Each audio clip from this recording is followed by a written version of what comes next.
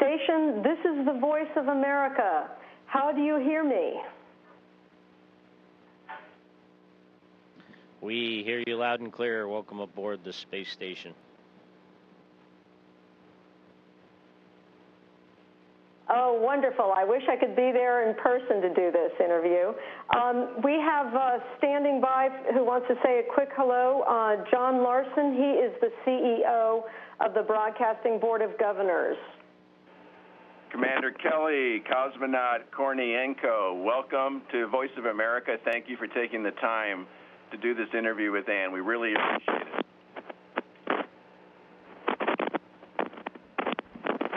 Well, it's our pleasure, and we're happy to be here today and be able to share the International Space Station and our joint space station program with you all.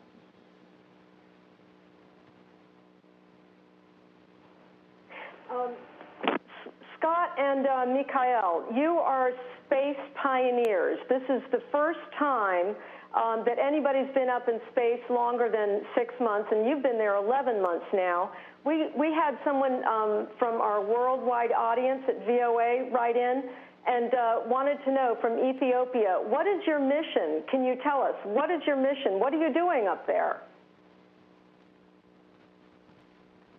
Well, this actually isn't the first time people have been in space for longer than 6 months. We've had crew members on the International Space Station longer than that, I think a little bit over 200 days.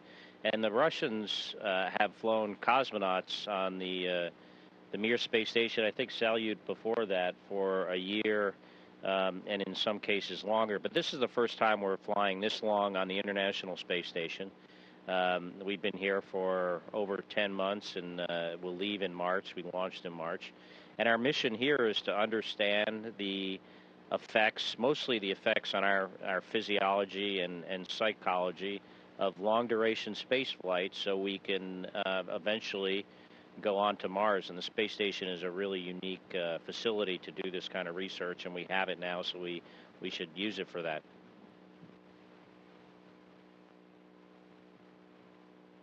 What are some of the highlights of your research? What have you found so far? So there are about 400 different scientific experiments going on here throughout the course of the year that Misha and I are here. And they're in all different scientific disciplines. Some of them, however, are dedicated to our time on board, and those are mostly related to our physiology. There are issues with long-duration spaceflight, and the longer you stay here, the potentially the problem or the problems that can occur with our physiology increase, such as bone loss and muscle loss, effects on our vision, even our cardiovascular health, effects on from the radiation environment, things like that. And we've done a lot of recording of the data.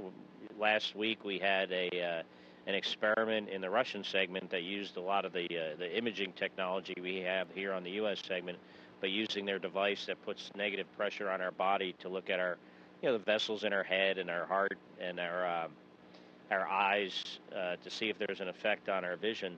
And all this data that we've been collecting over there, it needs to go down to Earth and analyzed. And, it's really not until the scientists have collected it all will they sit down and take a very close look and see exactly what we've learned and then report on it.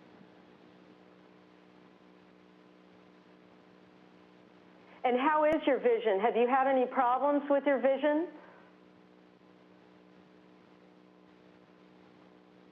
I was up here last time for 159 days, and I did have some effects on the physiology of my eyes that were measured actually when I returned. But my experience hasn't been much different than last time. I do notice some effects initially, but those have stabilized.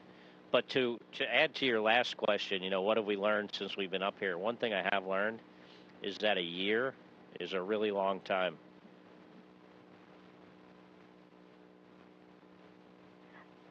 Yes, well, I was going to ask both of you, what is the psychology of being confined in this space station for a year? Are you guys going stir crazy? Well, I'll let Misha speak for himself, but I don't feel like I'm going, stir crazy. I'm not really actually sure what that means. To be honest with you, I don't feel like, I have this, sense of, I got to get out of here, as soon as possible kind of feeling. I do miss a lot of things on Earth. I definitely look forward to going home, but I do, appreciate this opportunity, and I think what we're doing here is important, and it does seem like a privilege. So, on one hand, it's hard, being up here for this long, and but when we, recognize the importance of it, it, makes it easier. And I'll let Misha answer for himself.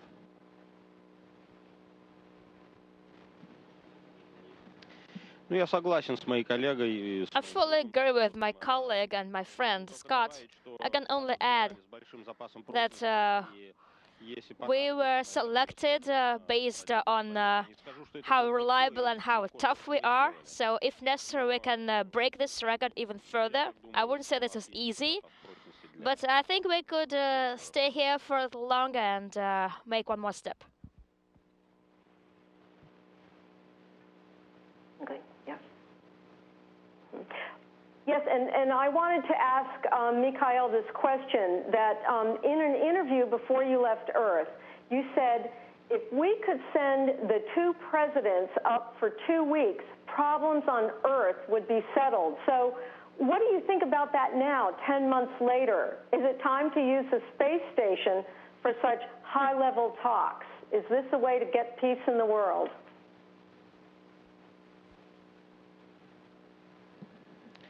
Ну, сейчас я могу только подтвердить мои слова до старта. I can only confirm the words that I said prior to launch, Потому что я все больше убеждаюсь. because I become more and more confirmed in the fact that, given how long we've been here on station and during the entire flight, which is a proof, that how we can effectively work together, we, meaning people from different countries, of different confessions, together in space for the benefit of humanity. So I can only confirm my words.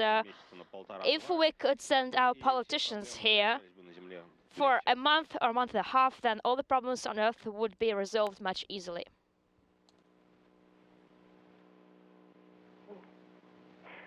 Scott, let me ask you this. You've taken these beautiful pictures.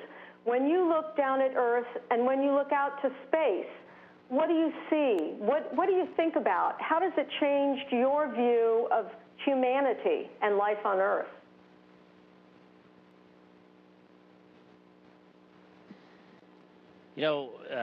So just to put this in perspective, I follow the news very closely up here, and we have the news going on in the adjacent module pretty much all the time, 24 hours a day, 7 days a week, and you're always kind of hearing it. And you do get a sense that you know what's going on Earth, and you pay attention to it. And you look down at the Earth, there's a window right down here, and you do feel detached from it. And it does, between those two of those things, just kind of following what's going on very closely and feeling some detached from the planet, you do get a sense that there's a lot of bad stuff going on down there all the time. Like the news is mostly bad, and it's it's really unfortunate and really sad that that's the case.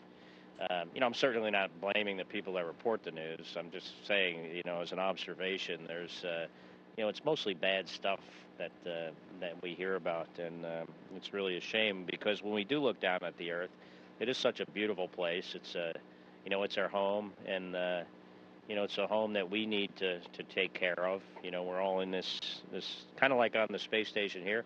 We're all in this together. We need to rely on ourselves for our our survival. We kind of feel the same way about the people on Earth, that when we look down there and get a little bit of a sense of that, and also obviously to protect the planet, because it does look very fragile from space. So you do get a little bit of a different perspective, I think, spending this much time away from the planet.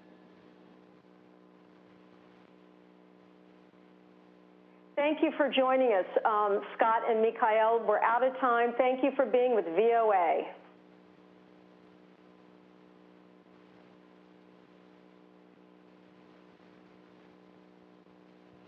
Station, this is Houston ACR. That concludes the Voice of America portion of the event. Please stand by for a voice check from Westwood One.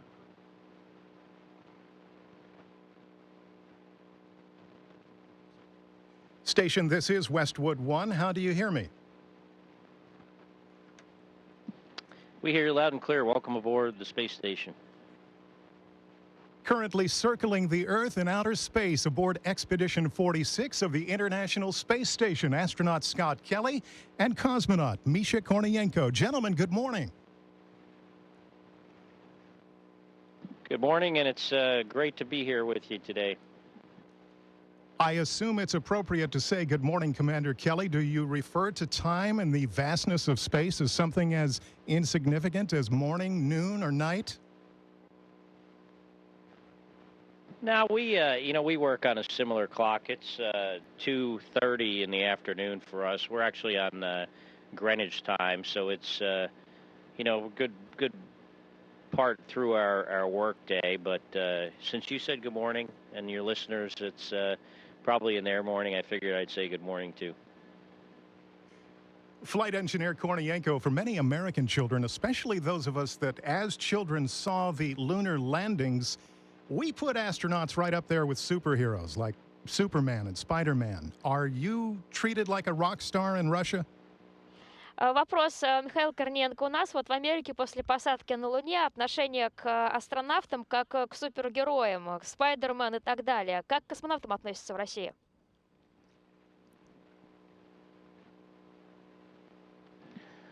Ну, большинство людей, наверное, примерно так же относятся. Ну, конечно. I'd say it's approximately the same treatment. Probably not treated as Spider-Man, but they're probably treated as people who are resolving a very important task for entire humanity. Somewhat as if we were heroes, but it's probably a bit overrated. I guess just as people who are performing a very important task, and we are probably the tip of a huge pyramid which is beneath us. Commander Kelly, you're in space for a unique study. You have an identical twin brother, Mark, also an astronaut, but at present he's here on Earth. I assume he's doing all the same rigorous, time-consuming tasks you are for this study. He's doing a lot of the stuff that's related to that specific study. Obviously, a lot of the data collection, all the the imaging stuff we have, the MRIs, CAT scans, blood draws, other bodily samples that we do, and he does the psychological tests as well. And he's a good control subject for this. We're nearly genetically identical, and NASA has a lot of data on him from, going back from 1995 when we first interviewed to be astronauts. So, hopefully from this, study we'll learn something about, the genetic effects and, areas where we need to go investigate further. I may never have another opportunity to ask someone that's had the perspective you've had of orbiting the Earth, so I'd like to ask each of you, what's your personal message for those of us down here on this little blue dot? Flight Engineer Kornienko, are we doing okay down here on Earth? То, что вы видите из космоса по поводу Земли. Михаил Корниенко, как у нас дела на Земле? Все ли у нас в порядке?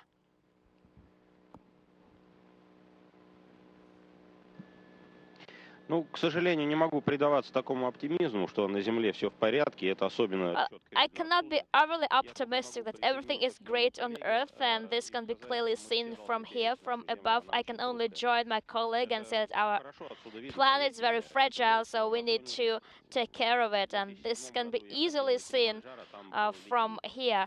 Say in 2007, I mounted the Kilimanjaro mountain, and it had a glacier on the top of it, and now I can see what reducement has taken place. So we need to take urgent measures. Commander Kelly, you've had time almost a year now on this mission alone to consider the question. Anything you would advise mankind? I think this space station really demonstrates, what we can achieve very difficult things that we can achieve if we, put our minds, our expertise, our cooperation to work. This is an incredible facility. It does incredible research. We've been flying it continuously for the last 15 years, and it, really, for me, reinsures the power of our capability, the power of our, ability to achieve great things. But, when you do look down at the Earth, we see, often all the, the stuff that goes on that's not great. So it makes me think that, we have this great potential and we can always do better. Commander, there are hundreds of experiments that you're carrying out aboard the space station, the twin research being done on you and your brother, a big one. What's the research all leading up to?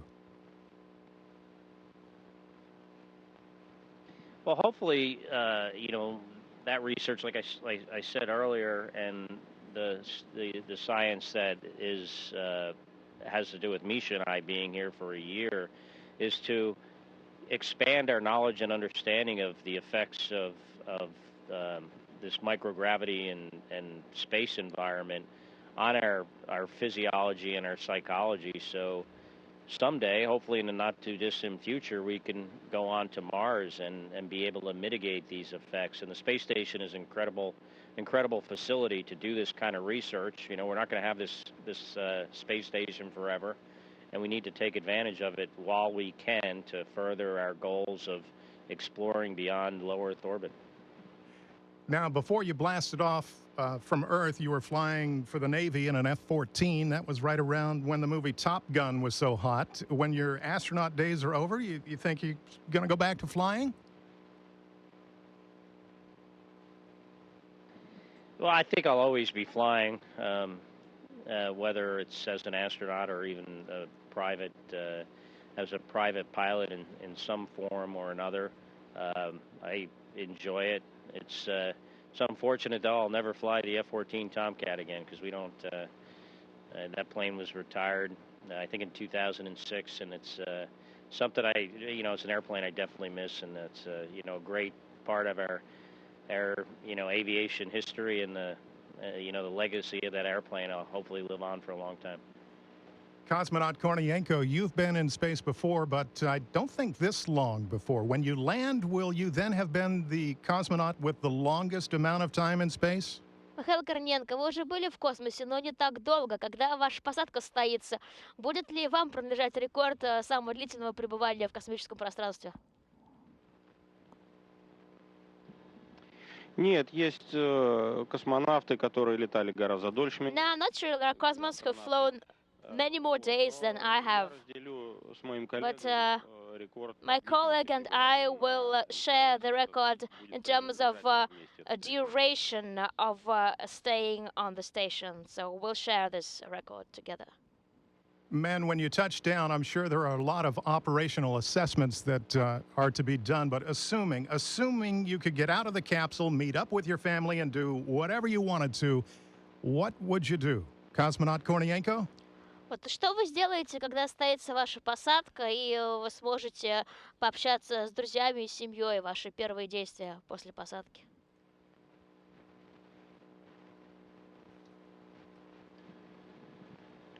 Посмотрю на небо снизу. I'll look at the sky from below, and I'll hug the earth. Commander Kelly, what's first on your list? Командир Келли, а вы? After seeing my friends and family, the first thing I'm going to do when I walk into my house, I'm going to walk in the front door and I'm going to walk out the back door and I'm going to jump in my pool. And, I miss water and not just taking a shower, but that kind of feeling.